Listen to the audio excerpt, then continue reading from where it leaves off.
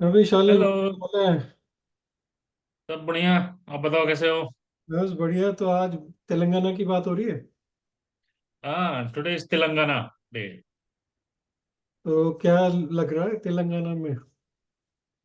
Telangana is flat है, predictable है, मतलब उसमें कोई सरप्राइजिंग फैक्टर नहीं है। कांग्रेस होगा। कांग्रेस तो होगा। आई थिंक हाँ बट कांग्रेस का बेस्ट बेट वही है, केरला और तेलंगाना।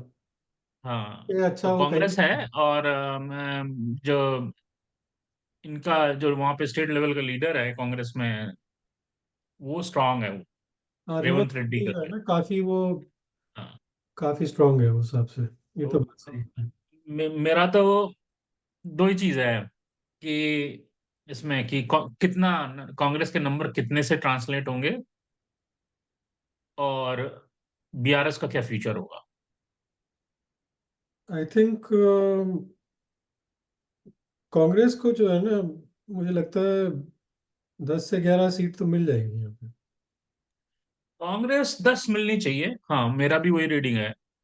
दो स्पेकुलेशन, मतलब अगर इधर उधर देखो तो स्पेकुलेशंस हैं कि दे आर क्योंकि गोइंग टू अगर गेट मोर, बीआरएस 13 और 14। बीजेपी ने अगर अपना टाइप कर लिया तो आई थिंक 2-3 सीट का और फर्क पड़ सकता है। बीआरएस और BJP is going to tie up, वो तो हो रहा है। हो रहा है इवन बट इमीडिएट उसमें नहीं होगा। मुझे नहीं लगता कि मतलब डायरेक्ट टाइप होगा। तो इनडायरेक्ट पोस्टपोल टाइप होगा। होगा, मोस्टली मुझे लग रहा है इनडायरेक्ट होगा।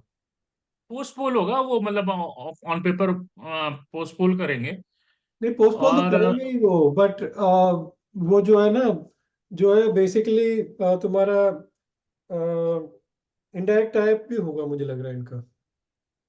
हाँ, इनडायरेक्ट आएगा तो वो वर्कर लेवल पे, वो तो वर्कर शायद लेवल कम्युनिकेट, पे। ऑलरेडी कम्युनिकेटेड है।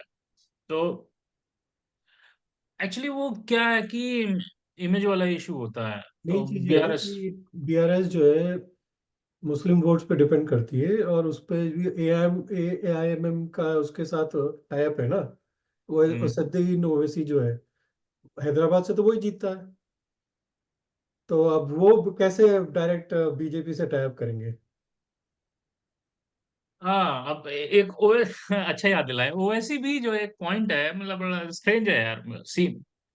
अभी ओवैसी को पार्क करते हैं तो बीआरएस का एक एंगल तो है कि अपना माइनर कम्युनिटी मुस्लिम, पर्टिकुलर मुस्लिम से उसका है एक एसोसिएशन प्लस ओवैसी हालांकि फैक्टर। 2023 में जो स्टेट इलेक्शंस हुए थे ना, उसमें मोस्टली मेजोरिटी मुस्लिम्स जो है वो कांग्रेस में शिफ्ट हो गई कर गई। उसी की वजह से हाँ, वो अगर जीते। अगर तुम देखो, if if Owaisi is not able to translate Hyderabad itself, तो वो एक प्रॉब्लम है। तो मोस्टली मेजोरिटी प्रॉब्लम क्या हुई बीआरएस के लिए? उनका रूरल वोट बैंक उतना नहीं चेंज हुआ।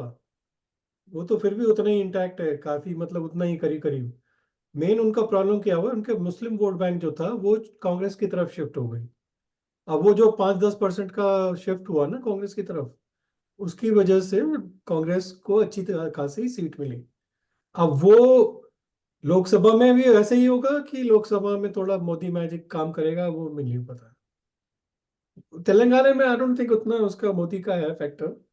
I think BJP last time भी 4 सीटें जीती थी, तो इस बार भी बीजेपी मोस्टली बीजेपी 2-3 से 4 थी, ज्यादा मुश्किल लग और रहा है वो बीआरएस शायद 8 या 9 थी। है। 9 थी BRS last year, last time. नहीं नहीं, बीजेपी कह रहा हूँ मैं। हाँ, बीजेपी 4 थी और बीआरएस 9 मेरा थी। सही 8-9 थी आई थिंक। 8-9 ऐसी कुछ थी। सो अगर वो नंबर्स को क्लब भी कर लो ना, तो 9 और 4 13, 13 हाँ, दोनों को मिला बीआरएस के 9 थी। 13। 2014 में बीआरएस 11 थी। 19 में 9 थी। फिर कांग्रेस जो है अब हो जाएगी 3। 2 से 4 पहुंची, और बीजेपी 1 से 3 पहुंची। तो और BJP BRS will trim down, my guess is BRS will trim down from 19 number which was 9 to around 3, 3 to। हाँ, 2-3 से ज्यादा तो मुश्किल लग रहा है मुझे। तीन। मेरे को लगता है वहां पे ट्रिम डाउन करेगी, बीआरएस क्योंकि 3 और उनका कांग्रेस ये बीजेपी भी 3 से ज्यादा मुझे नहीं लग रहा। बीजेपी विल, या बीजेपी विल आल्सो 4 पे थी, 3 पे आगे आके और एक लड़ एआईएमएम जाएगी। को सोच लो तुम। एआईएमएम तो रेस्ट 10 कांग्रेस करीब को आएगा 10। करीब 8 9 9 से 10 जो है कांग्रेस को मिलेंगे। 9 और 10 अपना कांग्रेस का होगा। हम्म। लेकिन प्रॉब्लम देखो यहाँ पे है, इंटरेस्टिंग प्रॉब्लम के इंटरेस्टिंग फैक्टर है कि कांग्रेस जो है वो तुम्हारा, अगर कांग्रेस एग्जिस्ट करती है ना, जो अक्रॉस इंडिया में ये थीम है वो है ही, क्योंकि अगर कांग्रेस है तो that means your local parties are not there.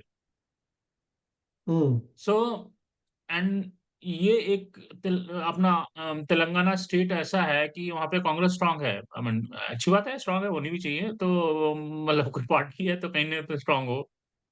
तो वो जो लोकल पार्टी है वो, that's why BRS getting killed.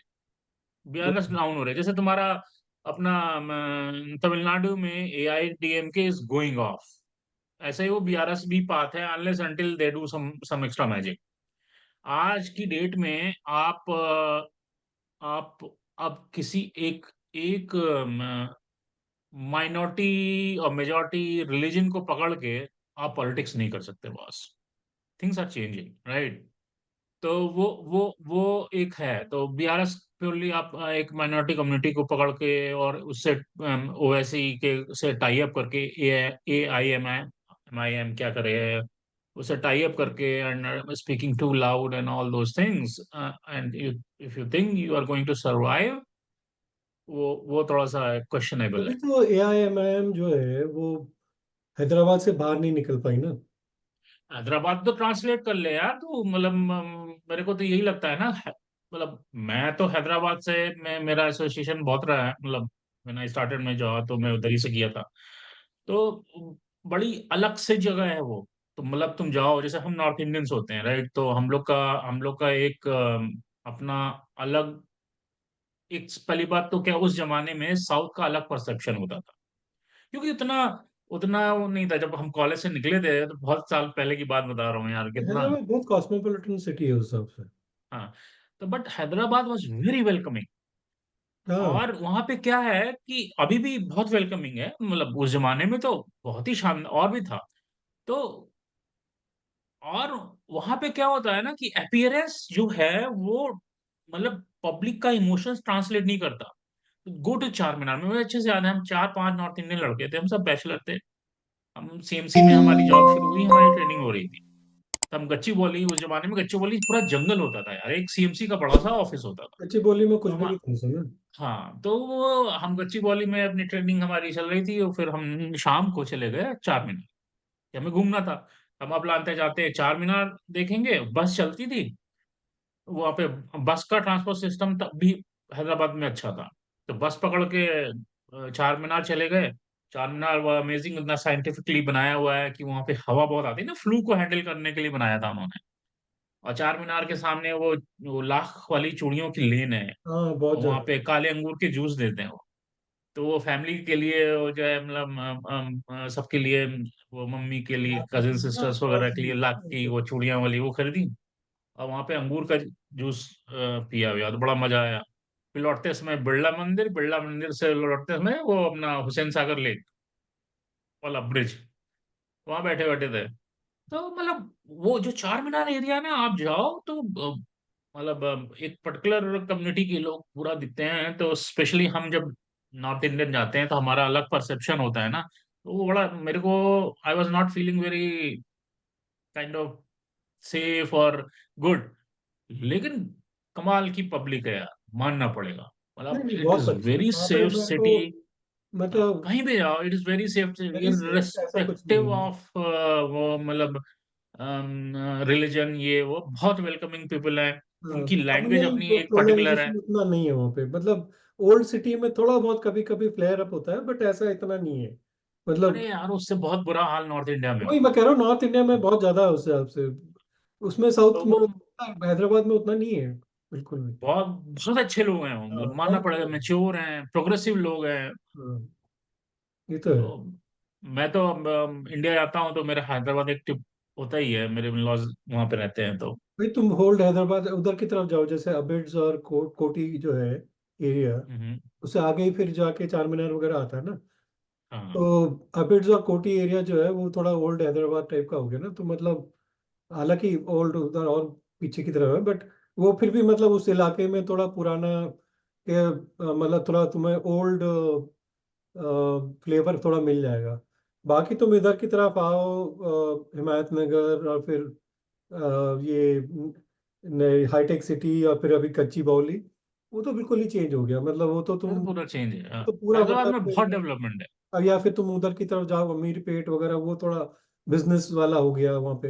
हाँ, आमिर और पेट वगैरह बिजनेस है। बट सारा जो नए लोग आए हैं, मतलब सारी कंपनीज जो आई हैं वो गच्ची बाउली और ये मादापुर वगैरह में आई हैं। हाँ, माधवपुर भी बहुत कोंडापुर डेवलप हो मादापुर गया है। एरिया में। हाँ, बहुत डेवलप हो गया है वो। तो यार, आईटी आईटी है वहाँ पे, तो वो एक एक एक सिटी की एक एक पार्ट है ना इधर, जो जिस एरिया की आप बात कर रहे हो वो आईटी आईटी है, तो एक आपको दिखेगा पूरा हाँ, वही यंग मतलब यंग बंजारा ब्रीड हिल्स है। के तुम उधर की तरफ जाओ, जुबली हिल्स, बंजारा हिल्स, फिर मादापुर और फिर कोंडापुर और गच्चीबावली, वो सब तो फिर आईटी एरिया है ना। और पिछली हाँ, मतलब मैं तो पिछली बार गया था, मैं मतलब करीब 5-6 साल बाद गया था। मैं पहचान नहीं पाया सिटी को। कौन से जो रास्ते थे ना, मतलब जहाँ से हम जाते थे, मुझे पता ही नहीं चला कहाँ से कहाँ, मतलब बिल्कुल ही गच्चीबावली की तरफ गए हम, अरे वहां से पीछे की तरफ मादापुर कहाँ से निकल गया, मेरे को समझ में नहीं आया कहाँ से निकल के आया। रोड्स बहुत अच्छी बन गई है वहाँ पे, रोड्स की कनेक्टिविटी अच्छी अरे है। चेंज कर दिया उन्होंने पीछे यार पूरा, और इतने बड़े बड़े मतलब मॉल्स बन गए हैं और चीजें बन गई हैं। वो ब्रिज भी जो है वहाँ हैदराबाद पे इज वेरी बनाया गुड। नया, अच्छा डेवलपमेंट है। बहुत अच्छा डेवलपमेंट किया हुआ है। आई मीन, आप सिटी की बात कर रहे हो, इफ यू गो टूवर्ड वहाँ पे एक वो है, मतलब हैदराबाद से बाहर चला, श्रीशैलम करके एक वो है रिलीजियस, हाँ, तो वहाँ जाओ, it's very well connected, high speed highways हैं। मैं गया था अभी व्हेन सालन आई तो खैर पहले विजिटेड से नहीं लास्ट वहाँ ईयर। पे था, बट वही है कि हैदराबाद में तो खैर ये एम आई एम जो है वो, मतलब उसका थोड़ा बहुत पकड़ है। बाकी बीआरएस की तो रूरल में थोड़ा ज़्यादा है, अर्बन में मेरे ख्याल से वो उतना नहीं रह गया उनका। बट कांग्रेस ने थोड़ा मुस्लिम वोट्स उनका वापस ले लिया, उसकी वजह से उनको थोड़ा जो है करीब 10% का जो डिफरेंस मिला ना, और उसी की वजह से उनका सीट शेयरिंग भी जो है पिछली बार कितना था, आई थिंक 65 कुछ कांग्रेस को मिले थे स्टेट इलेक्शन में। कहाँ गया?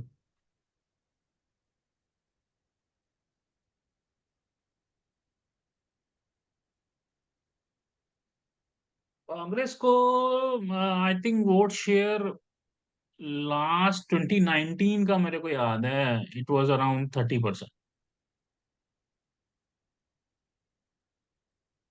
अब बहुत इंक्रीज हो जाएगा कांग्रेस का, इट शुड टच अराउंड 42, तो 41। इसका था कितना आ गया?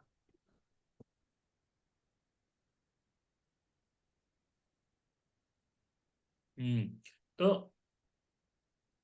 खैर, वोट शेयर पे आते हैं दोबारा भी, आप इन द मीनवाइल आप सर्च कर रहे हो, राइट? तो एक दूसरा एस्पेक्ट जो है वहां पे, कि जो एक कांग्रेस की हिस्टोरिकल प्रॉब्लम रही है, तो वो अभी भी फिक्स होती दिखती नहीं। तो जैसे हम अभी अपने प्रीवियस वीडियो में बात कर रहे थे कि जब YSR, I mean for head, इसके लिए अपना आंध्र प्रदेश के लिए, कि वाईएसआर की डिमाइस हुई, तो कांग्रेस ने कंट्रोल क्यों नहीं कर पाया, राइट? तो आई मीन, डिस्कशन पॉइंट में एक ये भी बात थी कि जब जगन रेड्डी स्प्लिट हो गया, तो अपने साथ पूरा वो कैडर ले गया। तो ये जो पीपल डिपेंडेंसी है ना, कांग्रेस कांग्रेस की बहुत पुरानी प्रॉब्लम रही है।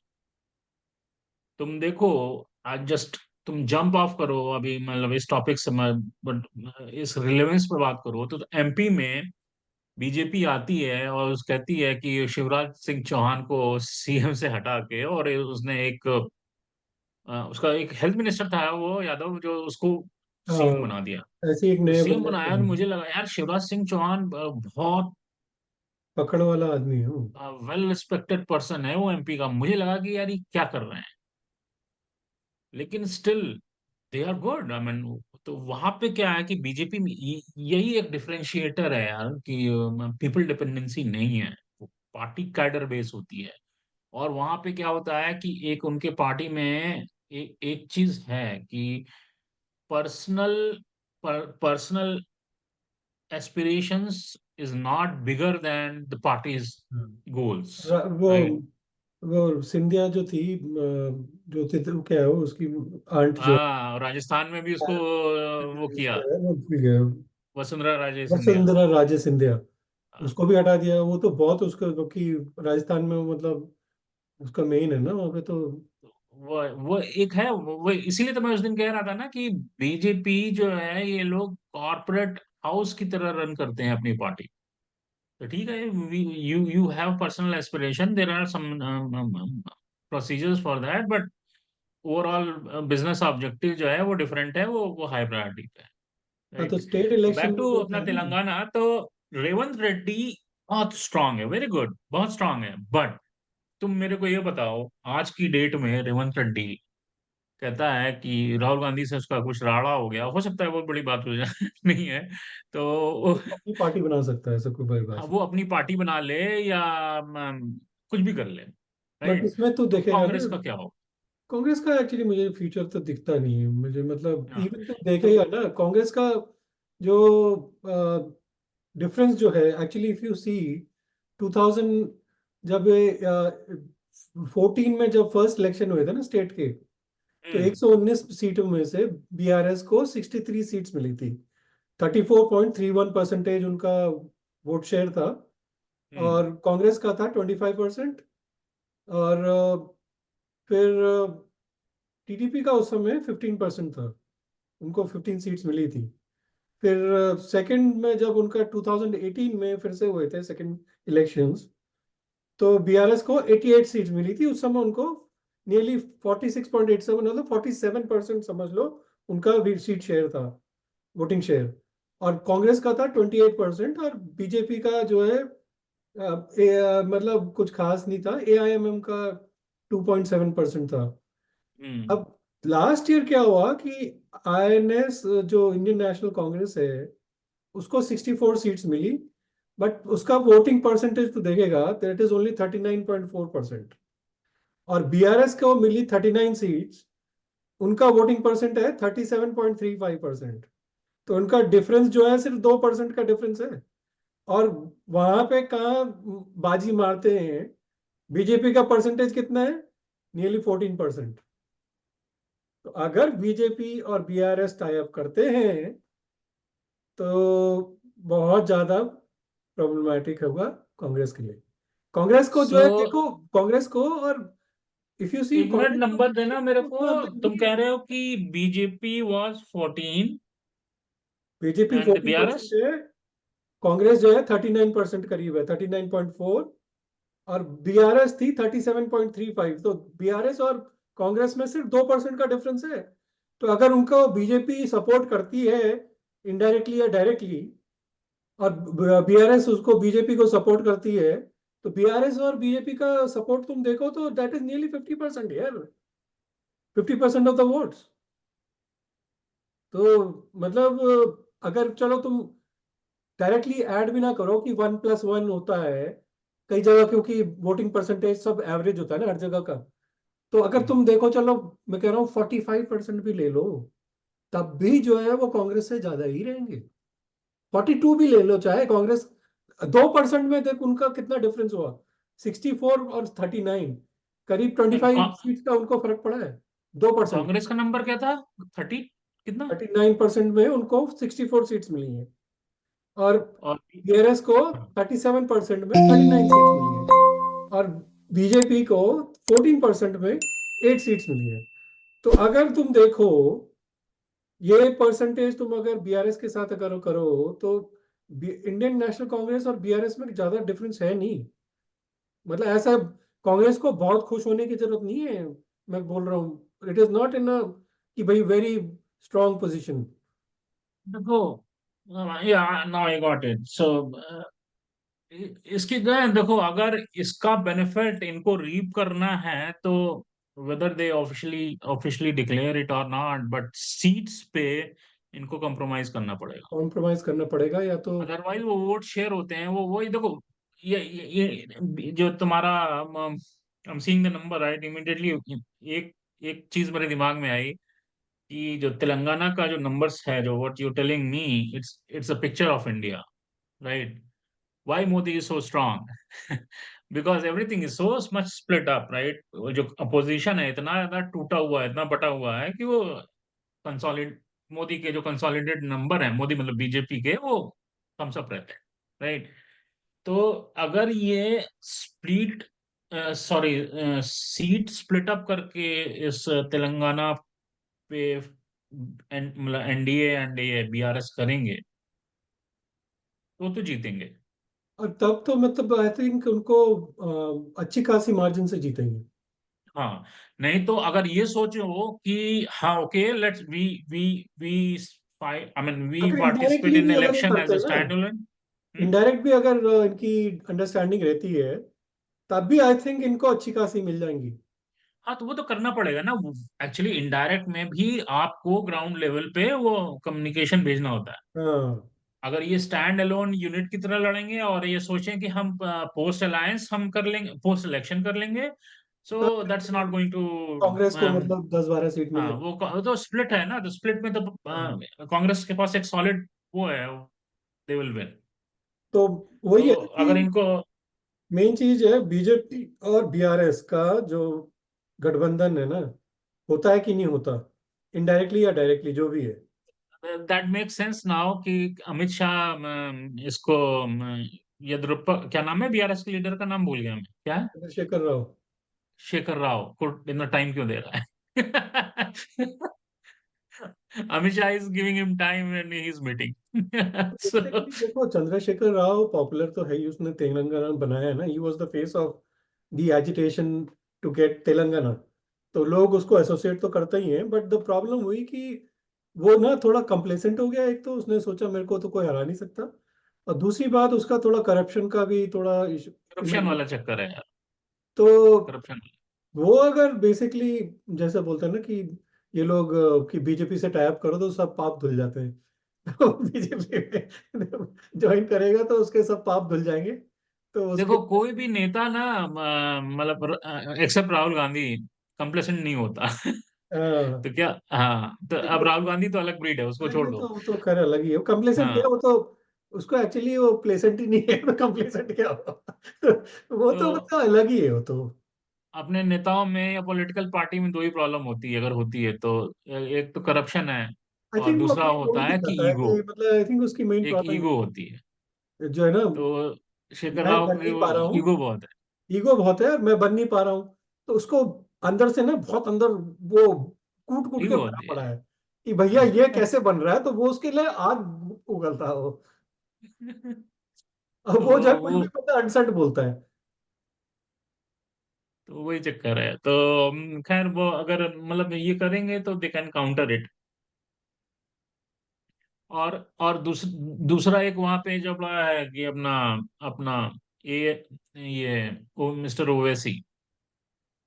तो ओवैसी साहब जो है, ओवैसी का तो एक सीट मैक्सिमम वो हैदराबाद से जीतेगा।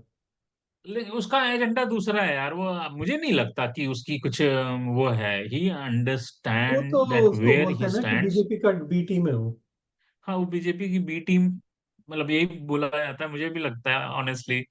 और उसको उसको वो उसका जो गेम है, उसको मालूम है कि वो अपने को वो स्प्रेड क्या कर है रहा ना, है, राइट? बेसिकली तो कोई भी स्टेट में जाता है, अक्रॉस, हाँ, वो अक्रॉस मुस्लिम इंडिया वो स्प्रेड कर रहा है। मुस्लिम वोट्स को अपना खींच लेता है थोड़ा, ताकि हाँ, बाकी वो बड़ी तोड़ता पार्टी है ना वो। कर पाए। हाँ, उसका वही है, तो रोल वही है उसका। उसका वो रोल वही है, वो रोल अपना वेल प्ले करता है कि वो मैं बीजेपी के यहाँ लिए पे अच्छा देखूं खेलता कि है। यहाँ पे खड़ा हो जाऊं तो मुस्लिम वोट को स्प्लिट कर दूं। तो जो एक पार्टी है वो मुस्लिम वोट की डोमिनेंस से अपना उसका हालत खराब होगा।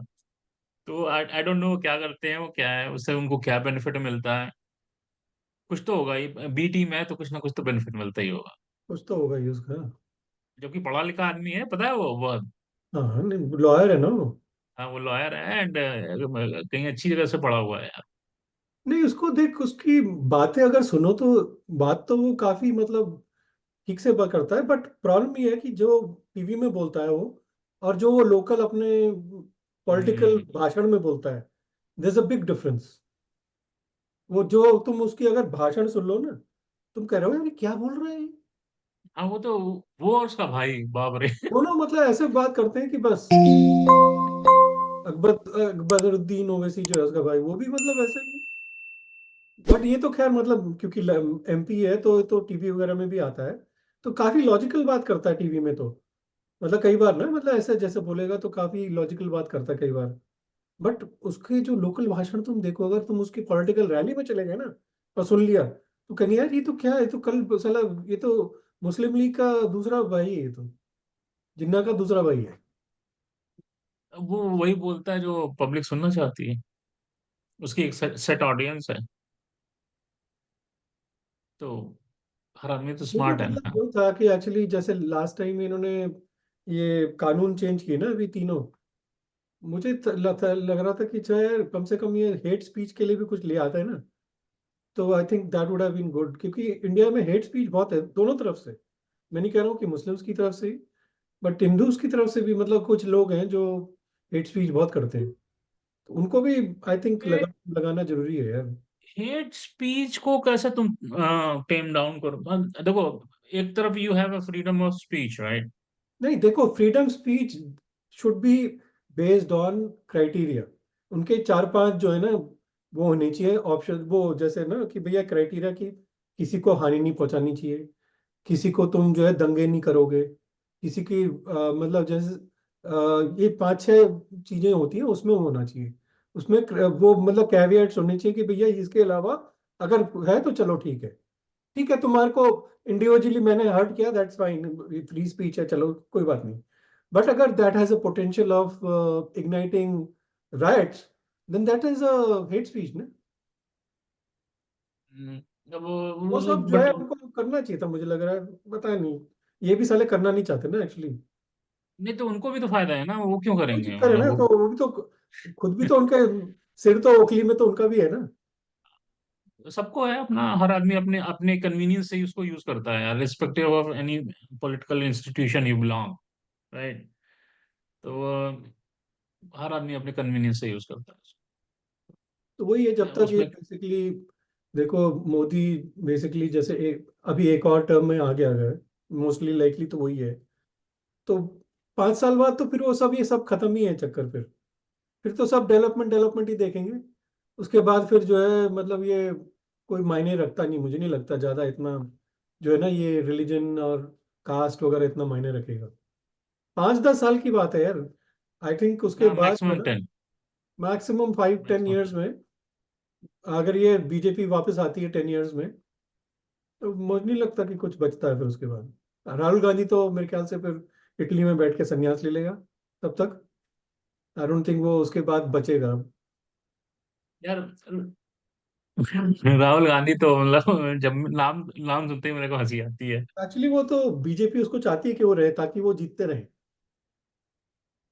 देखो, एक, आई नो हम ऑफ टॉपिक होंगे इस पे, बट एक एक पर्सनालिटी का एक ट्रेट होता है। वो ट्रेट होता है कि जो आदमी नेचुरली नेचुरल इंस्टिंक्ट उसका एस्केपिज्म का होता है ना, वो भी एक टाइप की पर्सनालिटी होती है। जैसे मेरे से मान लो, अगर मैं उस स्ट्रेट पर्सनालिटी का आदमी हूँ, और मेरे से कहा गया कि नहीं वो यू बात तो गो तेरी ठीक है। एंड डू ग्रॉसरी, मेरे से अगर कहा गया कर कि ले यू लूंगा गो या एंड डू ग्रॉसरी, सो तो मैं अपने माइंड में कुछ ऐसी स्टोरी या कुछ ऐसे इंपॉर्टेंट टास्क जनरेट करूंगा कि मैं ग्रॉसरी करने से भागूं। उसको तो एक, कॉग्निटिव डिसोनेंस कहते हैं हाँ, बेसिकली। वो जो है ये होता है कि मतलब you try to actually get reasons for not doing some things. Right. So तो he is the patient man, वो कहते हैं वो उसकी पर्सनालिटी का प्रॉब्लम है। अब उसके कुछ रीजन बट वो होंगे, मुझे नहीं लगता वैलिड उसका होंगे कि एस्केपिज्म है यार, उसको ना एस्केपिज्म नहीं है उसका, मंदबुद्धि पना है मुझे तो लगता है। नहीं यार, वो मन वो उसका अच्छा, तो अब मेरे को एक चीज बता। अरे यार विनी, कौन तुझे बता तू, उसका जो तू स्पीचेस सुन ले उसके, अभी तू 2-3 दिन पहले की सुन, वो जो उसने ऐश्वर्या राय के बारे में बोला, या वो एक रिपोर्टर को कि तुम कौन से रिपोर्टर कहाँ से हो, तुम्हारे चैनल के उसका हेड कौन है, तुम्हारा क्या नाम है उसके हेड का, कौन सी जात का है वो ओबीसी है, वो उसका ओबीसी है कि वो कहीं और का है। यार ऐसे तुम, और उसको लोग मारने लगे, कहते अब पीटो मत उसको ले आने दो, अरे क्या मतलब है यार। तो ये तो यार ऐसे क्या है कौन ना कि बोलता है? ये बता कि तो तेरा चैनल का हेड है कौन है? वो अभी एक बेचारा रिपोर्टर, उसके पे ग्रेड से कहीं ऊपर की चीज है वो। और वो जो है, तुम उसको बोल रहे हो कि तुम जो है तुम्हारा हेड कौन है, तो ओबीसी है कि नहीं है? हाँ, नहीं समझ गया। तो क्या है कि जैसे लास्ट इलेक्शन जब हुआ था ना, तो चौकीदार चोर है हाँ वो और तो। राफेल, हाँ।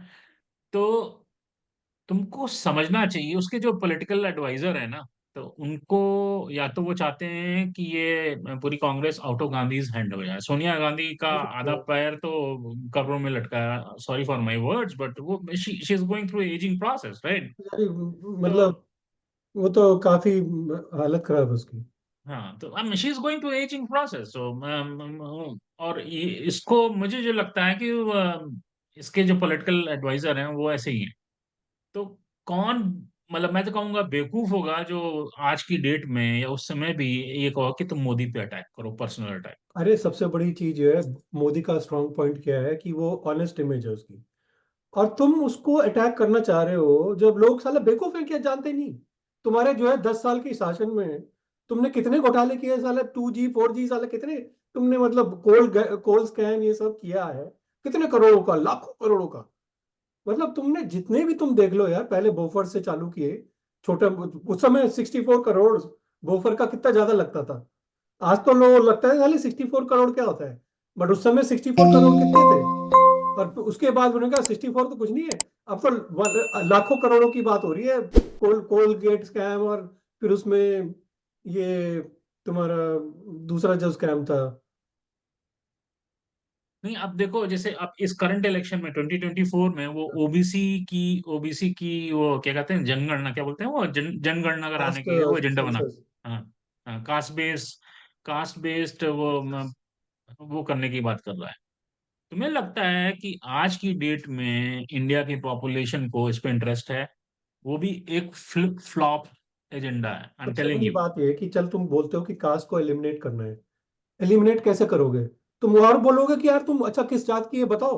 Exactly, exactly. सो तो उसका प्रॉब्लम ये है कि इसके जो एनालिस्ट हैं, उसके जो एडवाइजर हैं, they always throwing him a wrong advice, and he doesn't have a, उसका मतलब तुम आईक्यू तो बोल बोला रहे था थे ना ना, अपने उसका ऊपर। आईक्यू का प्रॉब्लम नहीं है यार। मेरे नहीं, को जो लगता है उसका पॉलिटिकल एक्यूमेंट इज जीरो। वो तो है ही। अब मैं हाँ, उसी लिए कह तो रहा हूँ, कैसे हम कल कह रहे थे कि दो चीजें हैं। एक तो इसके एडवाइजर ही गलत हैं।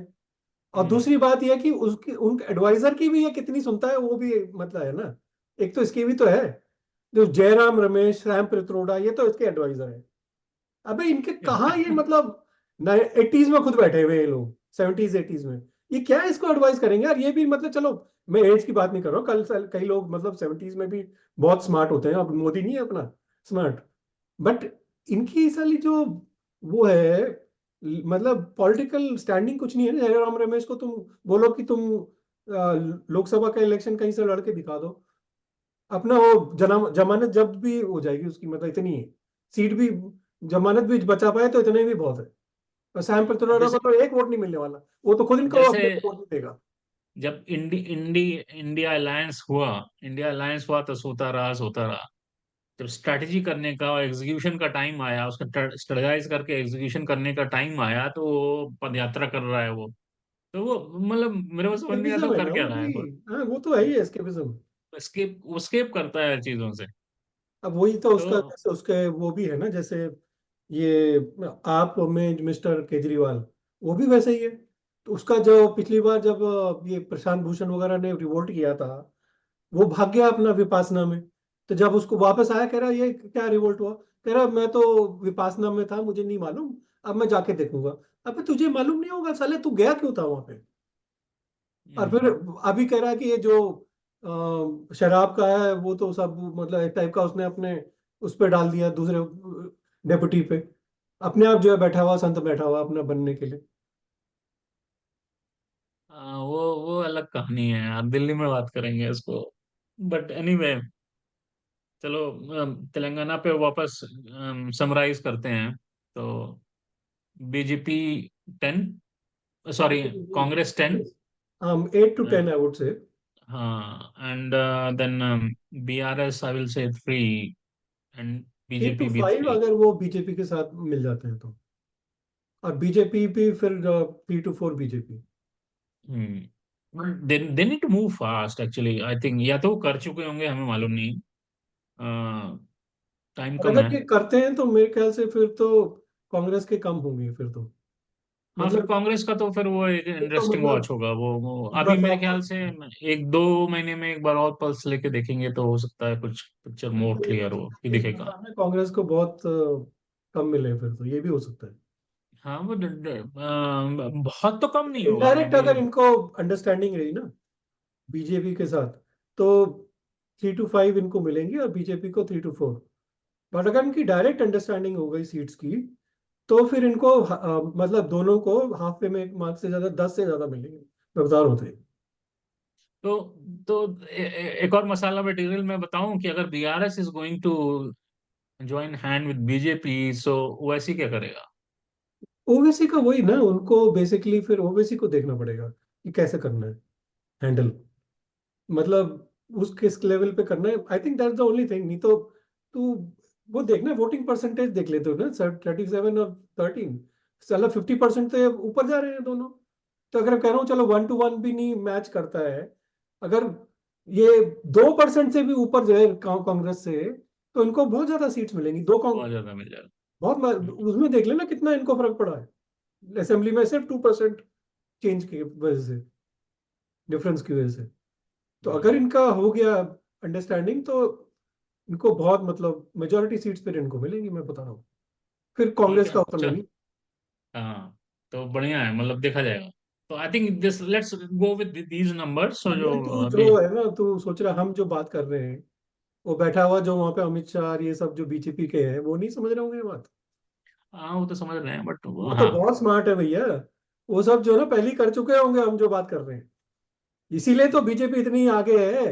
ये लोग जो है ना मतलब अब बात कर रहे हैं, बीजेपी तो साला कब से मतलब ये चल रहा होगा इनका बातें। ठीक है। हाँ, तो समराइज करते हैं इसको क्विकली। 10-3-3, राइट? फिर एक बार और रिविजिट कर सकते हैं। हाँ, मतलब बस वही है कि इनका डिपेंड करता है कि अगर वो अगर मिल गए तो then we can revisit, but अभी तो यही चलेगा। हाँ, ठीक है। हम्म। चलो फिर। चलो फिर चल देखते हैं। या टॉक चलो, to you later, bye bye. Bye.